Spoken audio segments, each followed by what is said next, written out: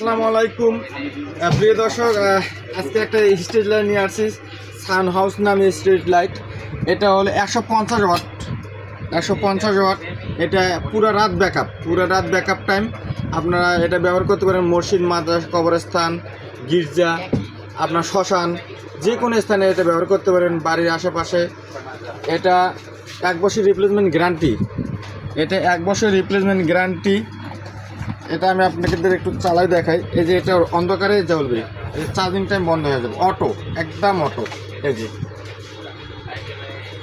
একদম অটো। হ্যাঁ, এটার দাম মাত্র 4500 টাকা। 4500 টাকা।